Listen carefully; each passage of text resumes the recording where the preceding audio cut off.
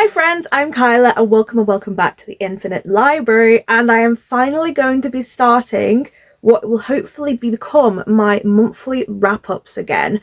So I am not going to be talking about every single book I read in the month. I will save that for other videos. Also, if I'm talking about a book a lot in the video, I'll just touch on it here most likely, unless I think there's a lot I wanted to say about it that I didn't get to in that video. But essentially, I'm kind of taking a leaf out of Win from Literary Diversion's book, and I'm just going to talk about the tops and bottoms I've read in the month. That way I'm not talking about every single book I've read, because sometimes there are just too many books, and that I think honestly makes kind of a boring wrap up.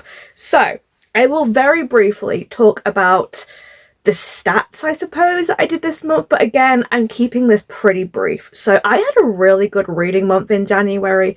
I didn't read as much as I wanted to because, unfortunately, January ended up being a bit of a month for me. There was some family things that were happening. I was ill quite a lot. I was also just really busy. So a lot of the arcs that I wanted to get to in January, I just didn't get to. That's February's problem now. I did, however, still manage to read 15 books, with a couple that are still ongoing at the end of the month, and had one soft DNF. But the amazing thing is that of those 15 books I've read, not one of them is lower than a 4-star. They're all 4 stars and 5 stars. So I enjoyed pretty much everything I read this month, apart from the thing I soft DNF'd. Just to get that out of the way, the thing I soft DNF'd was the audiobook version of Anthony Hopkins' memoir, We Did Okay Kid. I was just finding it kind of pretentious, and I wasn't really enjoying it that much. It may be something I go back to one day, because I am intrigued to learn more about him. He is an actor and famously done Hannibal Lecter from Silence of the Lambs, which is a series I really like. I wasn't gelling with it, so I've decided just to put it aside for now. I may go back to it in the future, we'll see. But yeah, of those 15 books that I read, 4 of them ended up being 5 stars. That is like the best 5-star ratio I've had in a month, probably ever. 2 of these I was definitely hoping were going to be 5 stars. And did prove to be. The other 2 were complete surprises for me, which was lovely. So yeah, let us first, however, start with the bottoms of the month. I only really have one bottom, and it's technically something I'm still reading, but I really don't think I'm going to be rating this higher than a 3 at this point, because it's a short story collection. And I really hate to do this, because this is an arc that I received of a short story horror collection by, I believe, a debut author. I believe she or he, I cannot tell from their profile exactly what gender they are.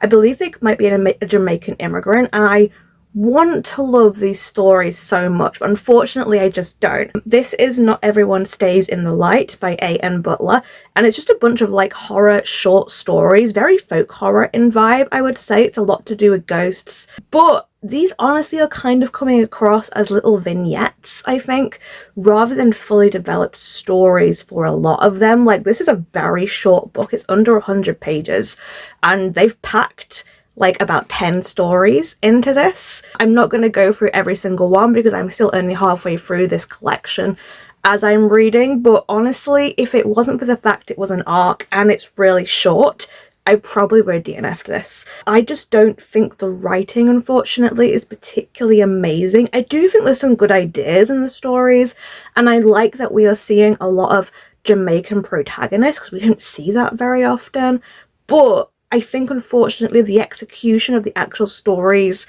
maybe could have used a little bit more editing. So I'm just not necessarily enjoying this that much. I don't think it's dreadful, but I also don't think I'm going to give it more than like a low 3, unfortunately. So that is the low ones of the month. A lot of the books I read this month also were digitally or audiobook, to be honest, or they're library books, which have now been taken back. So I really don't have many of the books at all physically to talk to you about. Really, these are the only physical books I have that I read this month. So let's go through them, I guess. What are my tops that I read in January. So let me talk about the 2 books that I do not have physically first for my 5-star reads. So the first one was actually one of the first books I read in this year. It is an arc, and it is a graphic novel arc that I got through NetGalley, and this is Shin Zero. This was such an interesting one. Again, I kind of went in with no expectations, to be honest, but I found this one to be really fascinating, and I just really loved the characters and the world building. This is basically set in a world where Power Rangers or Sentai kind of exist, but all monsters no longer exist, so they're kind of just left doing odd jobs and, you know, doing bodyguard work or something like that. And we're following a group of struggling, some of them are teenagers, some of them are definitely adults. We are following one of them is a mother, for example, who are doing this line of work and also trying to survive in this world. There's a lot about relationships, there's a lot about the world building, there's a lot about how their importance within the environment has been taken away from them, and one of our characters is trying to get that back. And I just thought this was really well done. I really like the art style as well. It's very distinctive with having very bright colours to pick out each of the rangers. Each ranger has a specific colour, much like the Power Rangers. But yeah, really solid start to a graphic novel series. I definitely want to carry on,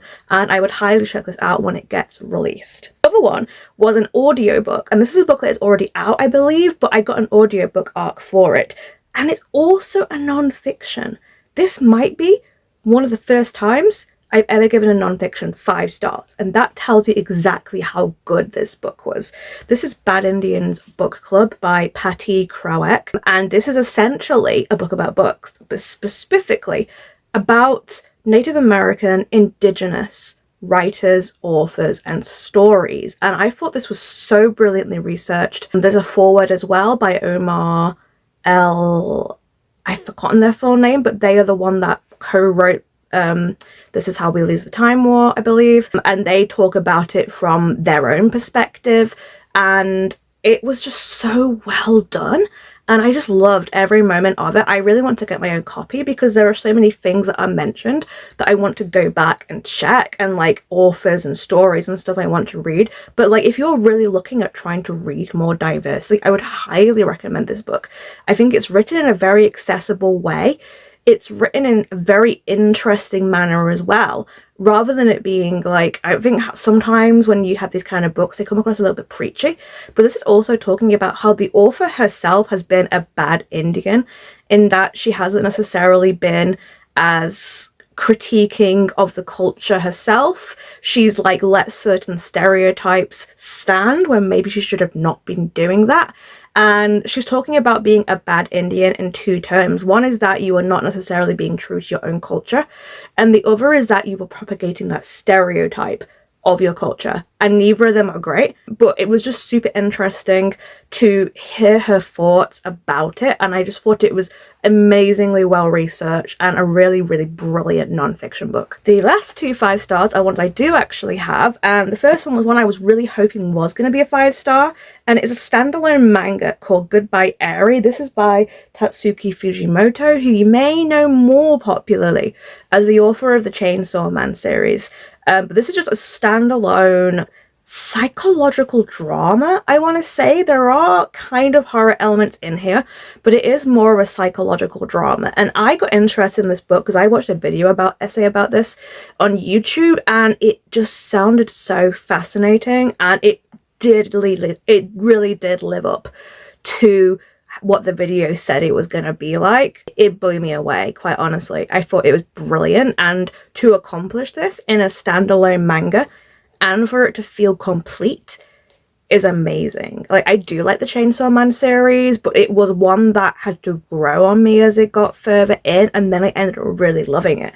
But this accomplishes what Chainsaw Man does, like, in such a short time span. We're following a young schoolboy called Yuta. Well, young, he's like a teenager, but he's trying to make movies, and he basically makes this movie that is him filming everything to do with his mother before his mother dies. And then he kind of shows it at school, and they don't like it.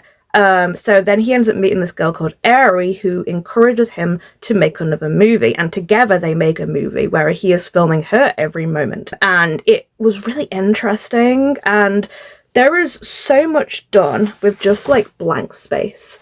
in this book. Like, I love how the art style changes compared to whether you are seeing things being filmed or not. So everything is slightly blurry with movement whenever there is filming happening, which is a lot of the book. And I think the art style really suits this as well. But yeah, like there is a lot of just like not a lot happening sometimes. And it uses that blank space and silence so well to convey atmosphere and emotion. And yeah, I thought this was absolutely brilliant and I love it. I kind of want them to make a movie of this because I think it would be really cool, but I also don't know if they could do a good adaptation of it. But yeah, this was a solid 5-star manga read for me. And then my final 5-star was actually my book club book, which I only just finished last night, so I'm coming at you very fresh with my thoughts about this one. But this is The Devils by Joe Abercrombie, and I went into this sort of hoping I would love it. I picked it for my LGBT fantasy book club. Wasn't sure if people would like it because I've heard such mixed reviews about this book. I know people like Becca in the books, and I believe Gavin like just really didn't gel with it and really didn't like it.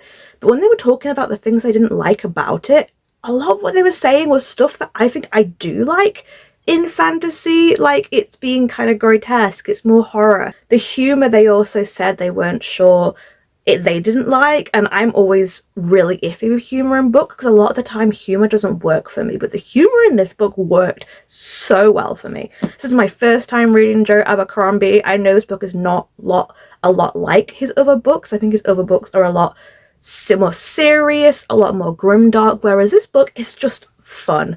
It's chaos and fun, and it is the exact vibes of a D&D party, just going on this adventure and having hijinks and it going crazy. And I also thought there was so much emotion in this as well. I love the cast so much. I've learned that Joe Abercrombie is a character writer, which always works well for me. I'm always a character reader over a plot reader, and yeah, like I loved every single character in this book, some more than others, but like Viga and Sunny and Jakob have my heart entirely, and I can't wait for the next book in this series. This was such a nice surprise for me. Also, after having kind of a rough month, and this was such a breath of fresh air to me. Like, I just loved every single moment I spent with this book. I did a little of it via audiobook just because I was running out of time to get it read in time. And I think the audiobook's really good as well, so I probably will re-listen to the whole thing as well on audio sometime. But yeah, overall, I really, really loved this book so much. It was, again, a solid 5-star. It weirdly reminded me of The Adventures of Almina Al-Sarafi a little bit. Obviously not in terms of its, like, plot, but just, like, the vibes of the fun people doing things and it all being very crazy. So, yeah, that is my review of The Devils. Really enjoyed it. I will definitely check out more by Joe Abercrombie, I think, even if it might not necessarily be for me. So to finish this off, I'll just briefly touch on a few other notable books that I read during this month. I'm also, by the way, midway through reading Deep End by Ali Hazelwood for a February book club, like 100 pages on or something. Really enjoying it so far. So that is also currently in progress. I finally started Heaven Official's Blessing, which is a Dan May series. I read most of this in December actually, but like I finished it off in January. Did mean to get to the second book, but didn't have time in the end. But really, really enjoying this. Can't wait to carry this series on. Reading the first volume of Untamed, which is another series by this author, really helped with me getting to like the writing style, because I tried to read this previously and just couldn't get along with the translation, but I got used to it. So then I read this one like perfectly fine and I really enjoyed it. It was a solid 4-star. In terms of other books I read this month, I also read another memoir for a book club called Priest Daddy, which has the worst title ever. It's actually written by a poet, however, and is essentially stories about her life with her father, who was a very unconventional Catholic priest. And I really enjoyed that as well, actually. I thought it was really funny. I laughed a lot with it, and I had a good time with that one as well.